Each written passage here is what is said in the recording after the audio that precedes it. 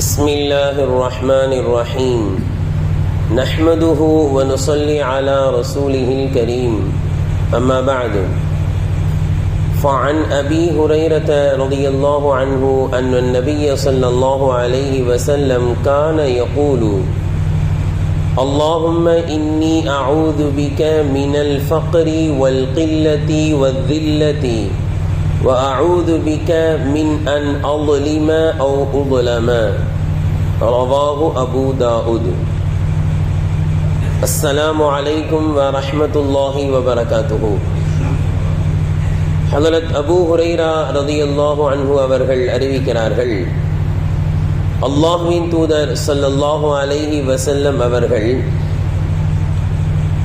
யா அல்லாஹ், வறுமையை விட்டும் பற்றாக்குறை ஏற்படுவதை விட்டும் அவமானம் ஏற்படுவதை விட்டும் உன்னிடம் நான் பாதுகாவல் தேடுகிறேன்.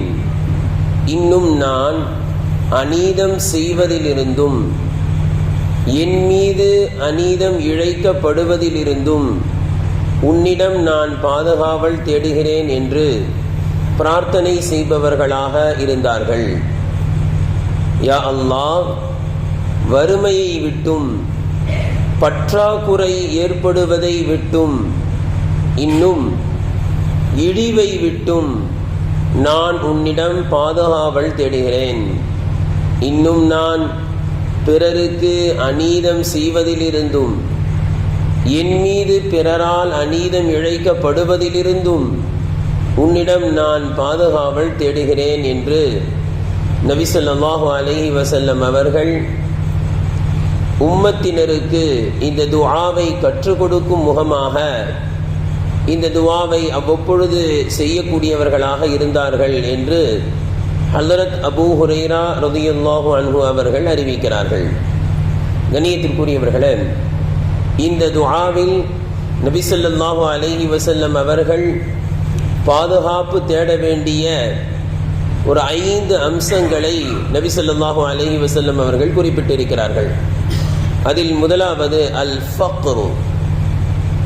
ஃபக்ரு என்று சொன்னால் ஏழ்மை என்று மொழிபெயர்ப்பு செய்தாலும் அதனுடைய அசல் பொருள் என்னவென்றால் இடுப்பை ஒடிப்பது என்று பொருள்.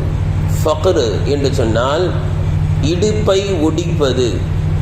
ஒரு மனிதன் கடுமையான வறுமையில் சிக்கிக் கொண்டால் அவனுடைய இடுப்பு ஒடிவதை போன்ற ஒரு சிரமத்தை அவன் உணர்கின்றான் என்ற காரணத்தினால் அந்த வார்த்தையிலிருந்து அரபியிலே ஏழ்மைக்கு அல் ஃபக்ர் என்ற வார்த்தை பயன்படுத்தப்படுகிறது.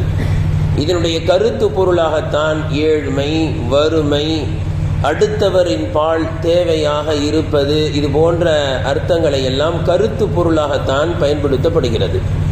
கண்ணியத்திற்குரியவர்களே, அடுத்தவரின் பால் தேவையாக ஆகுவது என்ற இந்த அர்த்தம் அது அல்லாஹ்வின் பால் தேவையாகுவது என்று வைத்தால் அதை விட்டு பாதுகாப்பு தேட வேண்டிய அவசியம் இல்லை. அது இங்கு நோக்கமும் இல்லை.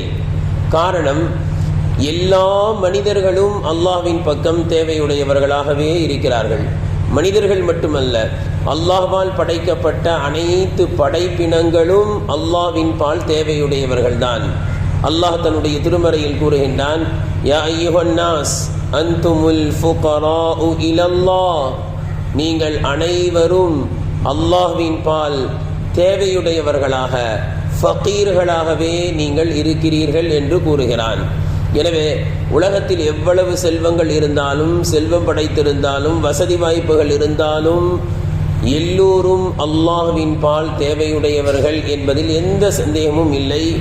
இந்த அடிப்படையில் உள்ள ஃபக்ர், அல்லாஹ்வின் பால் தேவையுடையவர்களாக இருப்பது என்பது ஒவ்வொரு மனிதனுக்கும் அவசியம்தான். அது இந்த ஹதீஸின் நோக்கமல்ல. இதே போன்று ஒரு மனிதருக்கு உண்மையில் ஏழ்மையில் சிக்கிக் கொண்டார். ஆனாலும் அவர் உள்ளத்தால் என்ன நினைக்கிறார் என்றால், ஹதீஸில் இப்படியும் வருவதாக ரிவாயத் செய்யப்படுகிறது, யா அல்லாஹ், நான் உன் பக்கம் தேவையுடையவனாகவே இருப்பதின் மூலம் மனிதர்களின் பக்கம் தேவையுடையவனாக இருப்பதை விட்டு என்னை பாதுகாத்து விடுவாயாக. நான் உன் பக்கமே தேவையுடையவனாக இருக்கிறேன், மனிதர்களின் பக்கம் தேவையற்றவனாக என்னை ஆக்கிவிடு. மேலும் ஆனால் இதற்கு மாற்றமாக உன் பக்கம் தேவையற்றவனாக நான் ஆகி மனிதர்களின் பக்கம் தேவையுடையவனாக என்னை ஆக்கிவிடாதே. எப்பொழுதுமே உன் பக்கம் நான் தேவையுடையவனாகவே என்னை வைத்துவிடு என்று பிரார்த்தனை செய்ய வேண்டும் என்றும் சில ரிவாயத்துகளில் வருகிறது. அந்த அடிப்படையில் உண்மையில் ஏழ்மை சூழ்ந்திருந்தாலும் கூட நான் யாரிடத்திலும் என்னுடைய தேவையை வெளிப்படுத்த மாட்டேன். நான் அல்லாஹ்வின் பக்கமே தேவையுடையவனாக இருக்கிறேன் என்ற சிந்தனையும் இருக்க வேண்டும். இது இரண்டாவது. மூன்றாவது ஒன்று இருக்கிறது. பொருளாதார ரீதியில் அவர் அடுத்த நபர்களின் பக்கம் தேவையுடையவனாக ஆகிவிடுவது. பிறருடைய ஜகாத்தின் பக்கம், பிறருடைய தான தர்மங்களின் பக்கம் தேவையுடையவனாக ஆகக்கூடிய ஒரு நிலை. அதை விட்டுத்தான் அல்லாஹ்வின் தூதர் ஸல்லல்லாஹு அலைஹி வஸல்லம் அவர்கள் இங்கு பாதுகாவல் தேடுகிறார்கள். தேவையாக இருப்பது என்பது அல்லாஹ்வின் பக்கம் தேவையுடையவனாக இருந்து விடலாம். யா அல்லாஹ், என்னை இந்த நிலைக்கு கொண்டு வந்து விடாதே. நான் மனிதர்களுடைய கரத்தை பார்ப்பவனாக, அவர்களுடைய ஜகாத்தை எதிர்பார்த்தவனாக, அவர்களுடைய தான தர்மத்தை எதிர்பார்த்தவனாக இருக்கக்கூடிய அந்த ஃபக்ர் ஏழ்மையை விட்டு என்னை நீ பாதுகாத்து விடுவாயாக என்று நபி ஸல்லல்லாஹு அலைஹி வஸல்லம் அவர்கள் பாதுகாவல் தேடியிருக்கிறார்கள். இதே ஃபக்ருக்கு ஃபக்ருன் நஃப்ஸ் என்ற ஒரு பொருளும் இருக்கிறது. அதாவது உள்ளம் தேவையுடையதாக இருப்பது. இது பெரிய பணக்காரன் கூட தேவையுடையவனாகவே இருப்பான். எப்பன்னு சொன்னா பேராசை என்று வந்து விடுமானால், உள்ளத்தில் பேராசை இருக்குமானால் எவ்வளவு பெரிய செல்வம் கொடுக்கப்பட்டவனாக இருந்தாலும் கூட அவன் ஃபக்கீராகவே இருப்பான். இன்னும் வேண்டும் இன்னும் வேண்டும் என்ற பேராசை. இப்படிப்பட்ட ஒரு பேராசையை விட்டும் கூட இந்த துஆவில் பாதுகாப்பு தேடப்படுகிறது. எனவேதான் அல்லாஹ்வின் தூதர் ஸல்லல்லாஹு அலைஹி வஸல்லம் அவர்கள் அழகாக சொன்னார்கள். புகாரியில் வருகிறது, லைஸல் கினா அன் கஸ்ரத்தில் அர்தி. வசதி வாய்ப்புகள் அதிகமாக இருப்பது செல்வம் அல்ல. வலாக்கின்னல் கினா கினன் நஃப்ஸ். மாறாக செல்வம், செல்வந்தர் என்றால் யார் தெரியுமா? போதும் என்ற மனம் படைத்தவரே செல்வந்தர் என்று சொன்னார்கள். எனவே இப்படிப்பட்ட பேராசையை விட்டும் என்னை பாதுகாத்து விடுவாயாக என்ற அம்சமும் அல் ஃபக்ர் என்ற வார்த்தையில் அடங்கும். இரண்டாவதாக நபி ஸல்லல்லாஹு அலைஹி வஸல்லம் அவர்கள் பாதுகாப்பு தேடியது அல் கில்லத். கில்லத் என்றால் தட்டுப்பாடு, பற்றாக்குறை என்பதாக தமிழில் அர்த்தம் சொல்லலாம். அதாவது மனிதனுக்கு தேவையாக ஆகக்கூடிய நல்ல விஷயங்கள் எதுவாக இருந்தாலும் அதில் குறைவு ஏற்படுவது என்பது மனிதனுக்கு சஞ்சலத்தை ஏற்படுத்தும். உதாரணமாக பணத்தட்டுப்பாடு அல்லது உதவியாளர்களின் தட்டுப்பாடு. சில நேரங்களில் பார்க்கலாம், காசு பணம் நிறைய இருக்கும், ஆனால் அவருடைய வீட்டில் ஒரு விசேஷம் வந்திருக்கும், கல்யாண வேலை வந்திருக்கும், அப்படியே எல்லாம் நின்று பார்க்குற மாதிரி தான் இருப்பாங்களே தவிர யாரும் வந்து செய்யறதுக்கு ஆள் இருக்காது. உதவியாளர்கள் குறைவாக இருப்பது இதுவும் தட்டுப்பாடில் அல் கில்லத், குறைவு என்பதில் கட்டுப்படும். இதே போன்று முஹத்திஸீன்கள் சொல்கிறார்கள், பொறுமையில் குறைவு, கொஞ்சம் பொறுமையின்மை, இதுவும் தட்டுப்பாடு அல் கில்லத், குறைவு என்பதில் கட்டுப்படும். ஆக பணத்தட்டுப்பாடு, உதவியாளர்களின் தட்டுப்பாடு, பொறுமையில் குறைவு, இவை அனைத்தை விட்டும் என்னை பாதுகாத்து விடுவாயாக என்று அல்லாஹ்விடம் நான் பிரார்த்தனை செய்ய வேண்டும்.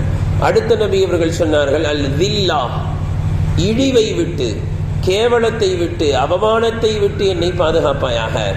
மனிதர்களின் பார்வையில் என்னை இழிவானவனாக ஆக்கிவிடாதே. என்னுடைய பார்வையில் நான் இழிவானவனாக இருக்க வேண்டுமே தவிர பிற மனிதர்களுடைய பார்வையில் என்னை நீ இழிவானவனாக ஆக்கிவிடாது.